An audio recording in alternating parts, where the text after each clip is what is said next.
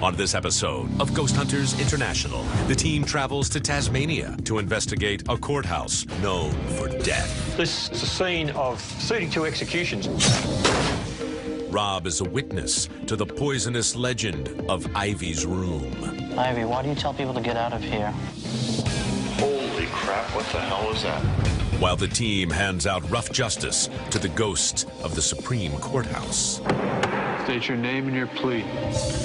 Did you hear something? Sounded like it was coming from behind me. Then, the team heads to Malaysia to seek out the unsettled Hindu spirits of Kelly's castle. Could you step out into the hallway? What the heck is that? What will Dustin and Barry encounter in this century-old castle? Are there any spirits here? What the hell is that? Starting to get goosebumps.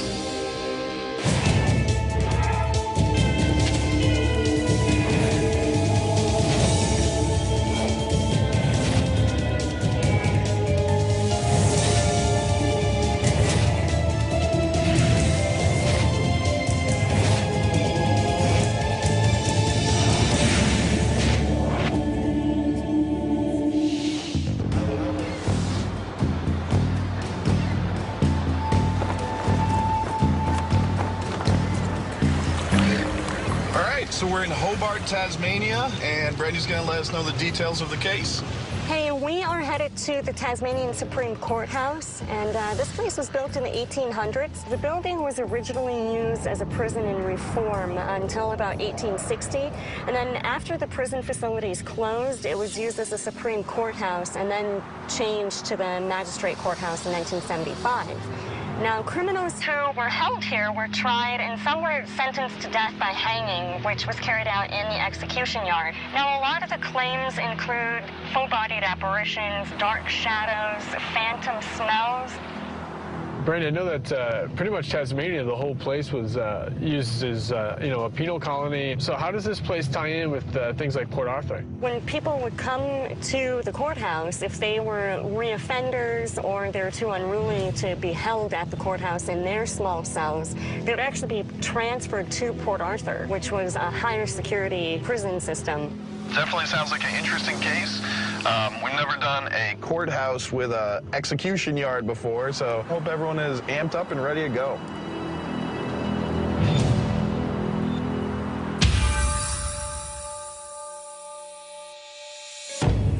Brian?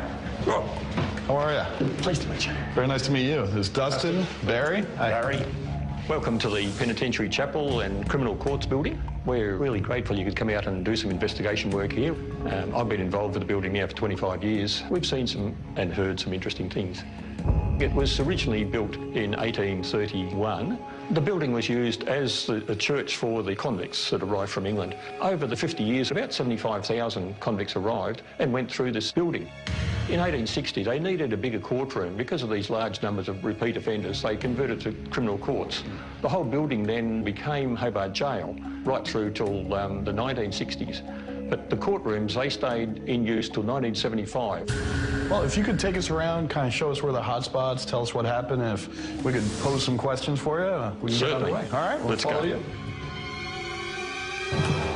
Okay, we're in courtroom 2. This was a smaller courtroom. Quite recently, I was just coming through this area here, and there was a female voice that just said, "Out." I looked around, the doors were closed, there was no one else in the building. What do you think it was? We have a presence here called Ivy. She's probably the best known one. Ivy's normally manifests herself by her perfume. You walk in through a door, and suddenly you'll just get this aura of perfume behind you. Turn round, and it'll be gone. And that's happened to me on quite a few occasions, and a lot of other people as well. And so I presumed the other day that it was Ivy telling me to get out for some reason. I don't know why. Why is it that you attribute the name Ivy to her? The name Ivy came up, I think someone just thought of the name some time ago. Anything else in this area? Some time ago, early in this year, I was in here with a couple of my volunteers. It was in the morning, there was only the 3 volunteers here. I saw something move. And I looked straight over to the dock where the prisoners were brought up, and there was a hand holding it. And as soon as I said a hand, it moved away. We instantly ran over to it to make sure that, there's nobody there, and there wasn't. And nobody could move that quietly. It's the rickety stairs. I was actually shook up. That stuff doesn't happen to me. So this is courtroom 1. The Chief Justice sat in this courtroom here and handed out the death sentences in the dock there. Now, this is the door here that opens. As you can see, to open it, it's got a little bit of a catch, and it shouldn't just open by itself. No. And yet, the times it's done it, when I've seen it, it's come from there, just a nice smooth opening right up back there. The first time I saw it, we had some visitors here putting on a play. Halfway through the play, the door just opened right up. And at the end of the play, I talked to the man who was playing a part of a judge, and I apologised for the door opening. And he said, "That's okay, I saw who opened it."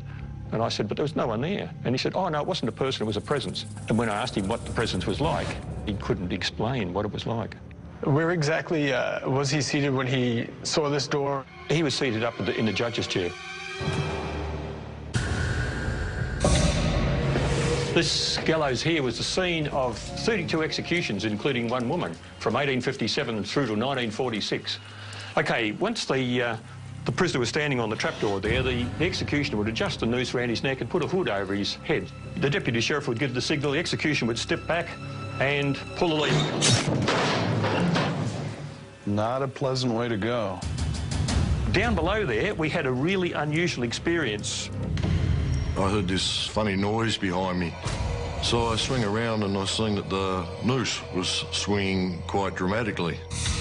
And looked up and there was this fellow looking back at me. I could see through him. I moved across the room to make sure that what I was seeing was there. And his eyes followed me. And that was enough for me, and I sort of ran out. Oh, we will definitely be investigating here very carefully. Good.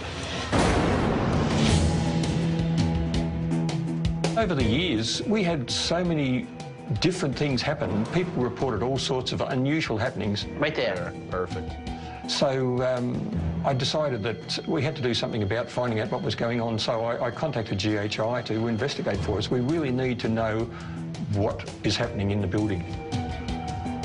So if you put it right in that corner, shooting out this way, Paul and I got together to set up his motion camera. I had him bring it down underneath the gallows because we have the stories of the growl of some mystery animal as well as a full-bodied apparition that all appear in this area. So if one of these wander through, we got 15 seconds of video capturing it and documenting it. Barry, let's talk about some cameras. Okay, camera number 1 is the low-lux camera, and that's in courtroom 1. So that's covering the door that's said to open. Yep. Camera number 2 is the full spectrum camera. That's covering the where the operation of the hand is said to appear on top of that, what leads into the tunnels. Camera number 3 is immediately outside courtroom 1. We want to see if there's any movement out there of anything. Camera number 4 is down in the tunnels leading from courtroom 1 and 2. All right, let's get the lights off. Okay.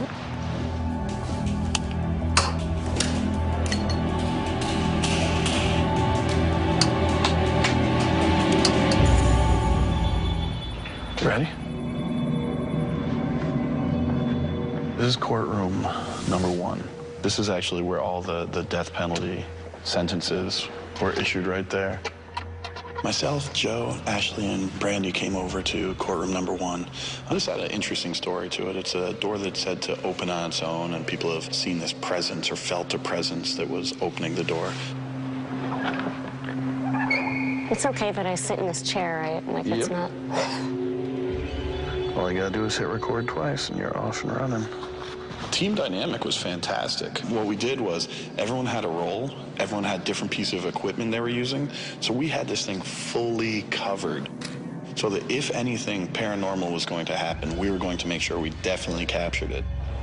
Well, for one, this door doesn't really click shut at all. And it is kind of loose. Yeah. It's not susceptible to weight. What about on the other side, Joe?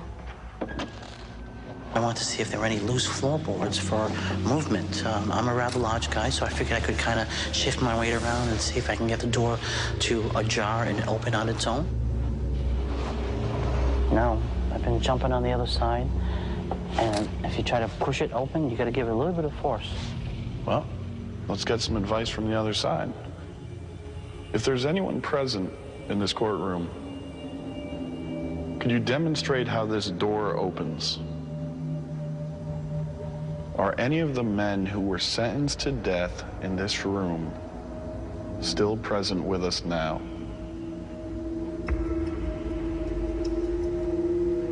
If you don't think that Brandy should be sitting in the judge's chair, I think that in the past you've demonstrated that you know how to move her out of there.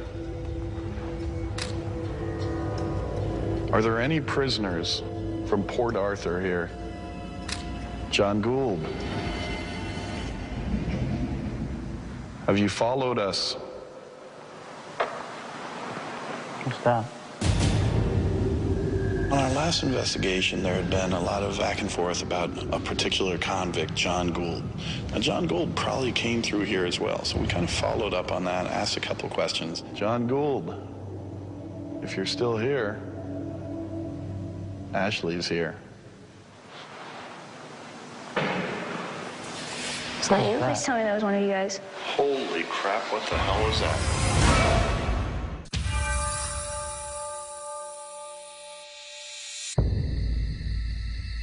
John Gould, if you're still here, Ashley's here. It's not you? Please tell me that was one of you guys. Holy crap, what the hell was that? Rob decided to ask about a man named John Gould, who was a prisoner at the Port Arthur prison. We previously had an investigation out there, and I had quite an experience. John Gould. So I hear you scratch people. Why haven't you done that to one of us yet? Hey, why don't y'all come in here really quick? No, I was standing here, and I swear to God, I'm not kidding, I felt like something poked my knee, and then I felt like I was about to pass out, and I had to lean against the wall. It sounded like it came from there. I thought it was right over by me. Yeah, like your area. I'm standing perfectly still. So there's someone here now attempting to manifest, to step forward.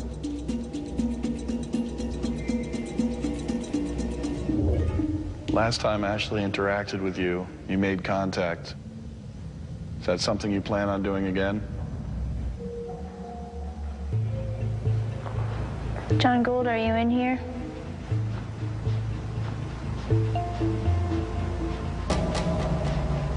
We asked about John Gould. Bam! There's a big slam in the courtroom. You know, nothing else followed up after that. To me, it seems like a coincidence, but a well-timed one.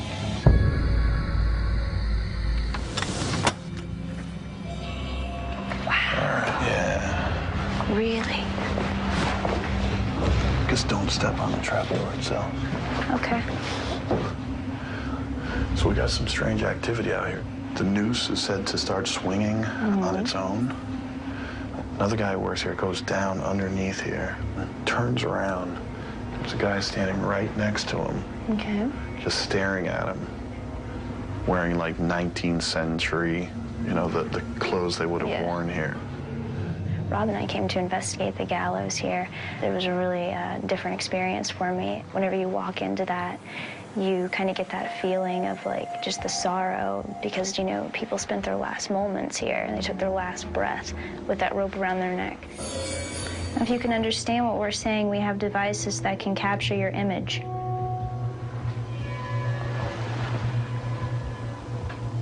Just move the rope for us. Shouldn't cause too much problem for you. Or can you appear next to the rope? Can we actually see you? I'm trying to take your picture. Can we document you? Is there anyone beneath us? If you're down there, can you knock back? No, we're not here to cause you any harm or try to stir up any trouble. We just want to simply document the fact that you're here. Can you give us a sign that you arrived? Okay. Gotta check that again. Did you see something? It almost looked like there was something weird in the flash on that one. That's why I'm trying to take the same shot and see if I can get that same reflection. In one of the shots, As it's taking, it seemed as if the flash kind of reflected off something large in the background. I mean, within 5 feet of Ashley and I. Just keep an eye on that wall, just so that, see if this flash gives you like a weird after image from the shadow. No, it's not doing it now. All right, let's see here. I went back, I tried to look at it on the camera, but now I've got a 2.5-inch screen that I'm trying to see if there's anything there. At this point, you know, I'm hoping that if there was anything paranormal, that I can hand it off to a team, and I know that, you know, I'm confident they'll be able to find exactly what it was that I thought I saw. Dustin, Paul, and I wanted to investigate courtroom number 1. And we set a 360 mic, and I was running with remote control, full spectrum, shooting toward the rear door. Court is now in session. You will show respect for this court and answer the questions asked of you.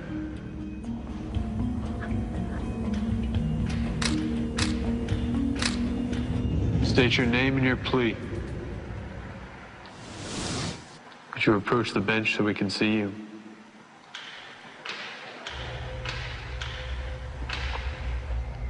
What say you against the charges placed against you? Were you guilty or not guilty? What explanation do you offer for your actions?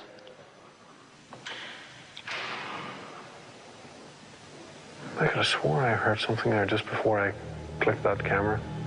Did you hear something low?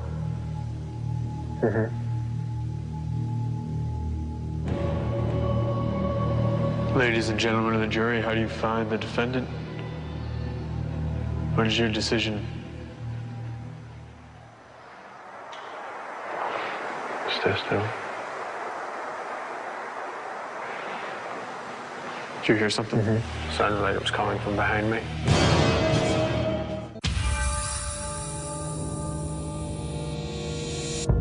Ladies and gentlemen of the jury, what is your decision? Stay still. Did you hear something? Sounded like it was coming from behind me. Dustin started to ask questions from the judge's seat. Now, when those questions were being asked, it sounded as if there was a response coming through. Come forward and address this court. Shall treat this court with respect. Do you feel that you were misjudged? Is there still any members of the jury still here? Do you feel that you may have put the wrong person to death? There seemed to be a noise coming from somewhere. It was very, very hard to pinpoint. We're not quite sure what we'll have got until we go through analysis. All right, so this is courtroom number 2. The weirdest claim is that the hand that is said to appear comes up right over the edge of that guardrail right there. That's why we've got the camera on it. Another time he's walking through and he hears a woman's voice, out. They kind of put that on the spirit that's said to be here. They've nicknamed her Ivy. Ashley, you've got the handy cam. You can take the jury box. We each took a corner of the room. We brought in many different devices. I had the mini TV, and Brandy was taking full spectrum shots all around the room, and Rob had a bunch of his different audio equipment at the judge's stand. All right, it's an EVP session. This is myself, Joe, Brandy, and Ashley in courtroom number 2. Ivy, we've come here looking to speak to you tonight. Are you willing to come forward? Ivy, let one of us smell your beautiful perfume. Ivy, why do you tell people to get out of here?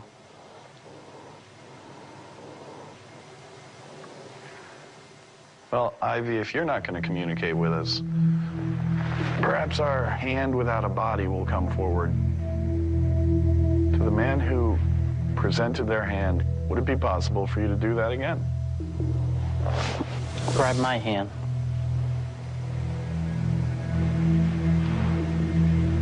Joe is offering his hand to you.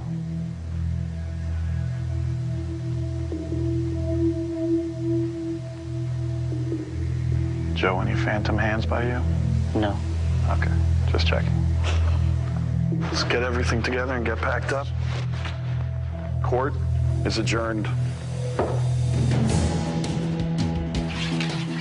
I know for myself, with working with Paul and Dustin, we adapted our EVP questions to the setting. So I'm looking forward to going through that particular EVP session to see if we've got anything at all.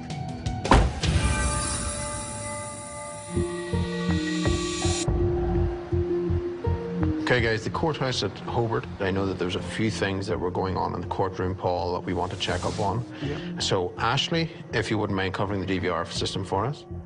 Joe, would you cover the mini DV tapes for me, along with the thermal? Of course. Brandy, you've got the audio, and we'll see what's there. Okay?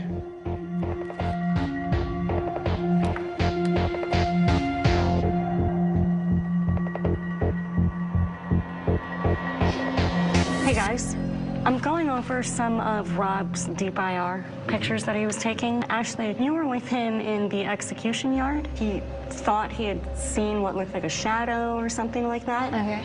I got the shadow. Really? Right here. Here's the noose, and you can see Yeah, off to the right. behind it there's some type of dark It's mass. darkness. It's kind of hard to see. Yeah. If I brighten it up, and you can clearly see that it isn't anything paranormal. It's actually just the reflection from the IR that he was using. Okay. Nothing paranormal then. It's not a spirit, but at least we were able to understand what was going on there at the time, so let's move on.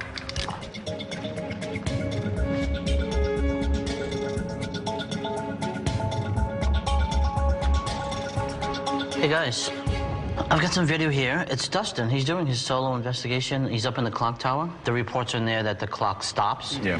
He's got proof of the clock stopping. You're not going to believe what it is.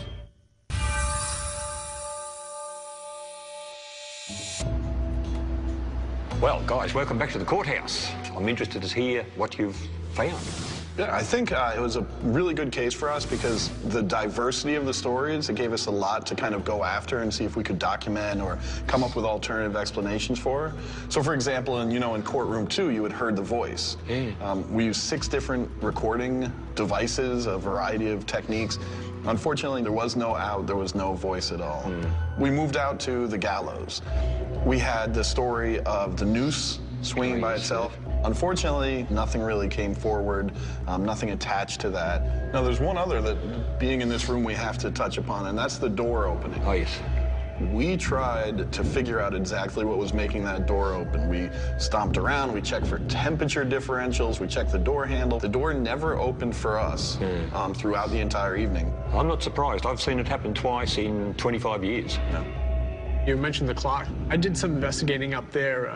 You seem quite skeptical on it. I mean, is there a ghost that's stopping the clock? What could be a normal reason for it? And I have a couple of things to show you, actually. Okay. Here, Brian, is obviously the bottom of the pendulum itself. Pendulum, yes, yes. If you try to grab that part of the pendulum and stop it, it's got a lot of momentum. It doesn't stop easy. No. As you see, it starts to wobble a little bit. And what I was doing is I can show you up top. If something was to just hit that, it actually causes a shift enough in the momentum where it does come to rest. Now, as to what could be doing that up there, that's what I wanted to try to find out. And then what I was able to notice as I continued investigating, in the facade there are these holes, and you have a lot of nesting up there. And beyond the nesting, there's also droppings of not only birds, but also mice. And it's not too much of a stretch to think that if something does bump into that, it's enough to cause that sway, to break that inertia, and to cause it to come to rest. Obviously not the only explanation, but certainly something that's feasible. Yeah, no, I can live with that, no. All right, Brian, so here's what we've got. Right. If we were to come in and we figure out why the door opens, we figure out where the voice that you heard came from, then we would come out and say, the place is definitely not haunted, and here's why. But unfortunately, that's not what happened. Based on the fact that going through all the evidence and trying in each situation to look for both the alternatives and the paranormal, given the fact that we did not retrieve anything paranormal, obviously we can't come out and say that it's haunted. All I can go in is, from my own feelings and the things that have happened to me, yes, we have things that happen here that we cannot logically explain. Yeah. And that's the way it will have to remain. Brian, we had a great time here. You have been a great host. I've really appreciated having you here. All right, thanks, Brian. All right, thanks, Brian. The fact that a team of investigators from GHI couldn't find logical explanations for the things that happened doesn't change anything in the building. There are things in this building we cannot explain because of some paranormal activity. We went after the claims activity. We came back with some solid ideas of what was really transpiring there. Yeah. And that's what we do, man. So it was a good case. You know, let's keep it moving. That's it, brother. Rock and roll.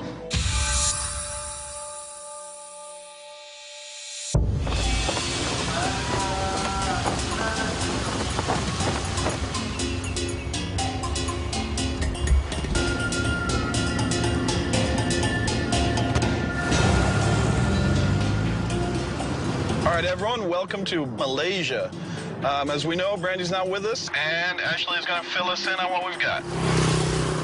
Hey guys, so we're going to Kelly's Castle. It was actually built by a man named William Kelly Smith, and he came over from Scotland in 1890 when he was 20 years old. Now, when he got here, he got into planting rubber trees and became rich and returned home to Scotland to marry his love, Agnes, and brought her back to Malaysia in 1903. Soon after, they had a daughter, and they named her Helen. Now, to celebrate both his family and the birth of his son, Anthony, William Kelly Smith hired around 75 workers from India to help build what is now Kelly's Castle. Illness killed half of the Indian workers. William Kelly Smith died before he could complete the castle, and the government took control of the property in 2000. Now, we've been called in by Taj. He's a representative of the castle because everyone in the surrounding communities believe that this place is haunted. So overall, guys, there have been a lot of crazy things captured here and heard here and seen here. All right, well, I don't see many other castles around. Then again, I've never seen one that quite looks like this.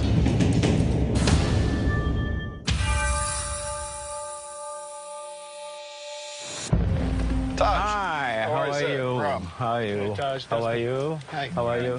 Welcome to Kelly's Castle. You see, it's raining. Let's head on inside. This is the mysterious corridor, you see. Here, I have lots of visitors who have seen the apparitions of William walking along this corridor. I've seen some kind of an apparition who happens to be a European person at the second floor corridor. The moment I look at him, it seems that a few seconds it vanished. And this happens quite a number of times, and I've seen that. There were people who saw lights flying around the side of this corridor. And they had it on tape, you know. So, it's amazing. Is it possible that we could see that tape? It's possible. I think I can get it for you. Terrific. Yeah? Right. Okay. We move on to see the daughter's room. People have seen the apparition of the daughter Helen appearing from this door and walking towards that door and vanish. She was about 6 years old, white blouse, curly hair, just like a typical Scottish girl.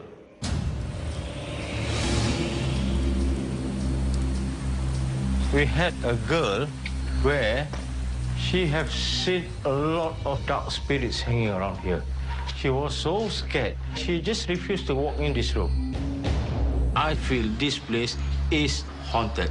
That's why I called GHI to come and investigate to prove whatever is here at Kelly's Castle. Let's go. Even though that a lot of the reports of activity are based around William, Kelly's Castle is filled with a lot of strange goings-on. See if we can catch that all the way up there. So we don't know exactly what we're in for tonight. All right. Obviously, no DVR tonight? Yeah, no electricity, Rob, so we need to be covering the area of the corridor where reports that operation was set to walk back and forward, so we want to be monitoring that. Without DVR, we want to make sure that the handy cams are out there all night, so we got full coverage. All right, no lights to turn off. Let's get to it.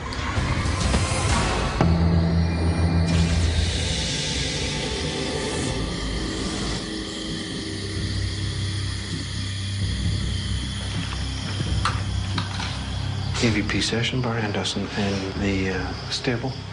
We've been told that a woman has seen many spirits within here. A woman that claimed to have certain abilities.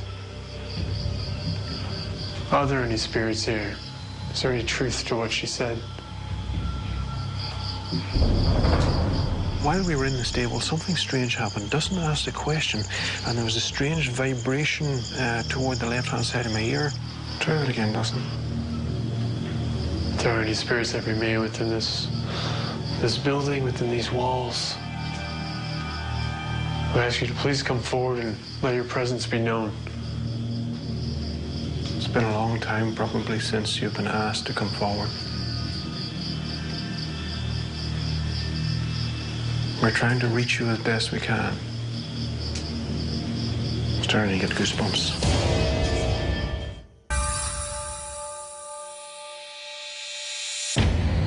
I ask you to please come forward and let your presence be known. I'm starting to get goosebumps. While we were in the stables, the energy, the feel of the place seemed to change. Why is it that you stay here? Can you tell us your name? I'm smelling incense. Come over here. Yeah, I can pick it up right here. I'm smelling incense. Hindu. There was a very strong and pungent aroma of what seemed to be incense. And of course, the link there being the Hindu religion that was practiced by so many of the workers here. Are you indicating to us that you actually come from India?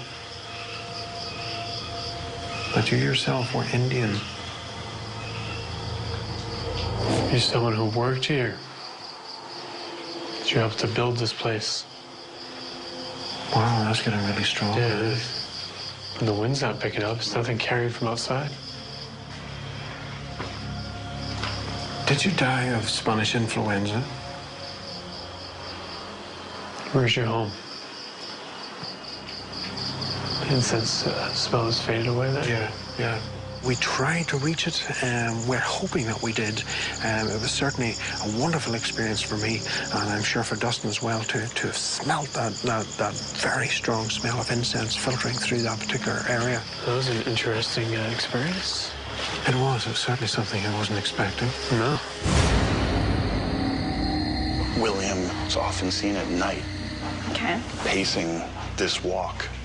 So we'll get the camera turned on, Barry's got it positioned, and start snapping some pictures here. Ashley and I did an investigation on the second floor corridor. This is the area in which William has been seen multiple times strolling up and down. William, can you come out into the hallway? Come on, William. It's your castle.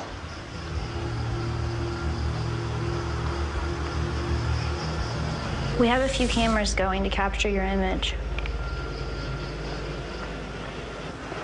William, show yourself to us.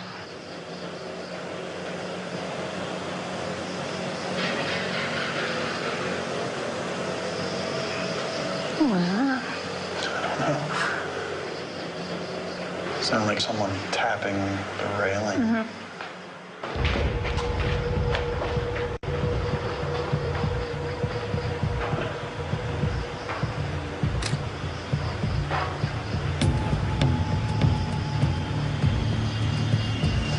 Any sign of him? Nope, just you. I walked down the hallway and walked back. Nothing else followed up after that, so we have to label something like that as just a building settling.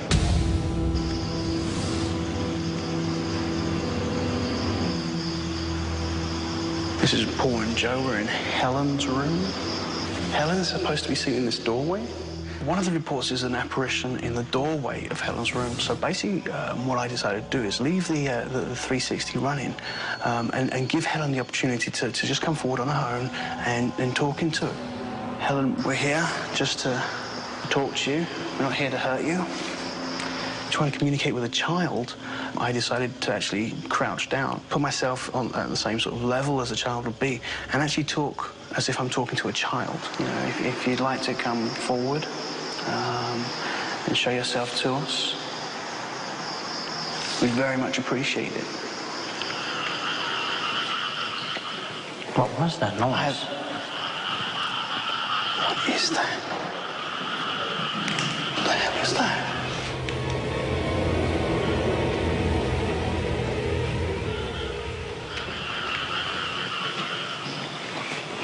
Is that some kind of animal?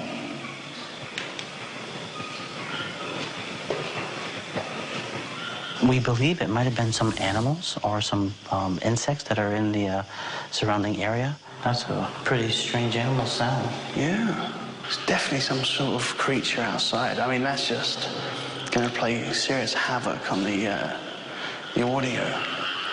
Helen, I'm going to need you to speak very loudly. I'm going to need you to shout for me, please. Because Joe and I, we want to talk to you. But unfortunately, there's a lot of animals outside making a lot of noises. Now's a good time, because it seems that the monkeys have stopped. So if you could just talk to us quickly. We did attempt to interact, and we're going to have to wait till we get to analysis. But fingers crossed we caught something. Concluding EVP session.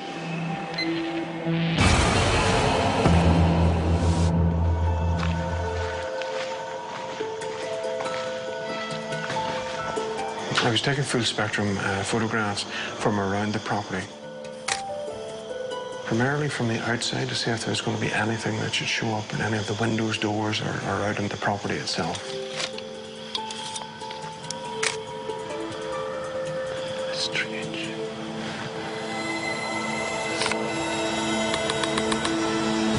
What's that? In the process, something unusual has shown up. Yeah, that's bizarre. There was something red, like a red light has shown up in one of the images. What the hell is that? And from what it looks like on the back of the 3-inch screen, it's well in front of one of the walls. Let's go on down, look at that.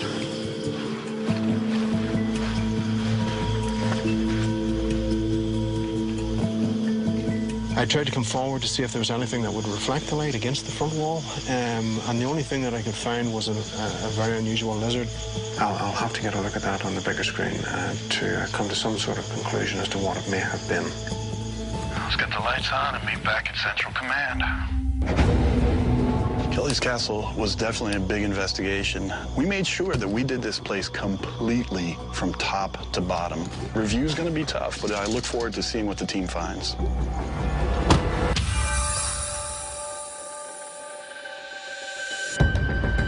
We're going into the evidence analysis now of Kelly's Castle. We were running a huge amount of equipment to try and capture as much evidence as we can. And of course, we have to remember as well that video footage has been given to us. So we want to get a look at that. Guys, I was outside taking photographs, and there was an image that caught my attention. It was this light that seemed to appear.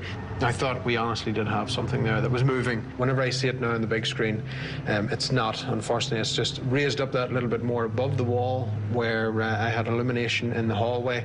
It was very hard to see in the 3-inch screen. We used red lights as an illumination. Mm-hmm. Unfortunately, we just have to throw that away.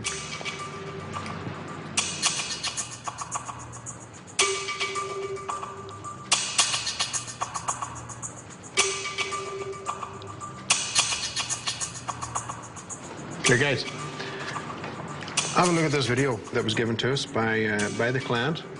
This was taken up on the 2nd floor corridor. That's creepy. Wow. What is that?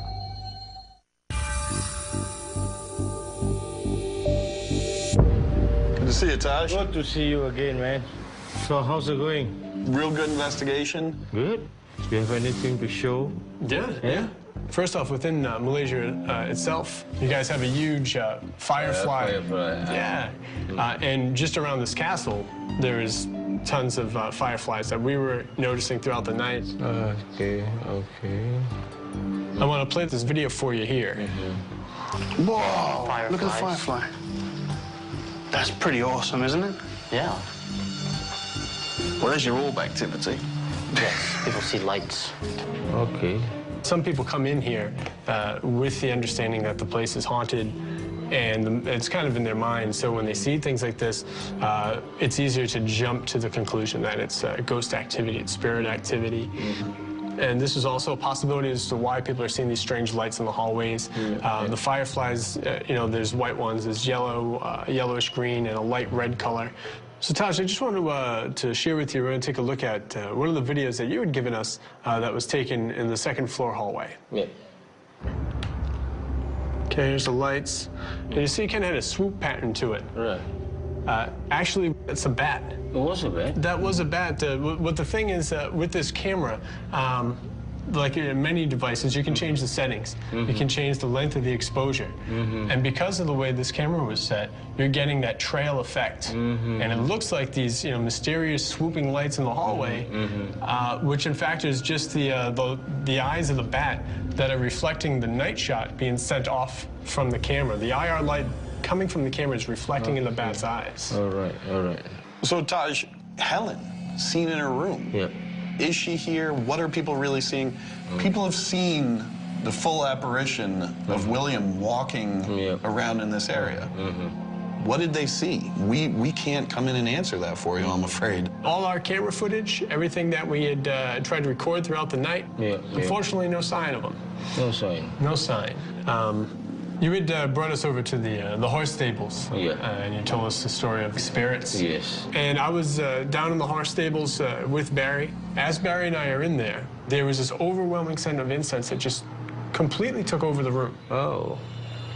And it was very interesting because of what you told us about the Indian employees who came here to build this place and their close ties to the Hindu belief system.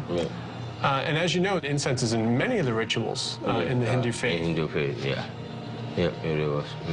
And it's one of those things that's, we can't explain it. Okay. So it comes down to this. As far as the evidence that we collected, we're not able to say that the castle is haunted. Okay. You know, hopefully we answered some of the questions you brought us. Sadly, we have to leave some of them open, continue the mystery, and see where it goes from there. So at least I had some answers today. Yeah. Okay, thanks to you guys. All right, Taj. Okay, man. Thank you. Thank you very much. All right. Yeah. The investigation that GHI has undertaken in this castle, I think what they showed me was, I wouldn't say that it was haunted, but more of a mysterious castle. And this castle is now, again, safe for visitors. So even though we weren't able to answer all of Taj's questions and the mysteries he put out there, I think we did give him a couple steps towards answering some of the questions he had. And, you know, I think that this will put him in a better position in the future to look at evidence and say, you know what, this appears to be X, Y, and Z. Yeah, I think the important part on Taj's behalf was that he took away from this an understanding of what some things could look like, why some people might think this is paranormal when it actually isn't. It was cool, though. I mean, we were able to kind of add to the legend of the place, the incense. It was really potent and it was very noticeable. It's definitely interesting that you both picked up on it. Whether it was paranormal or not, you know, I still got Barry working on the smellometer. Well, it was a good case. Taj is happy. I'm happy. Yeah. Rock and roll. No, I say rock and roll!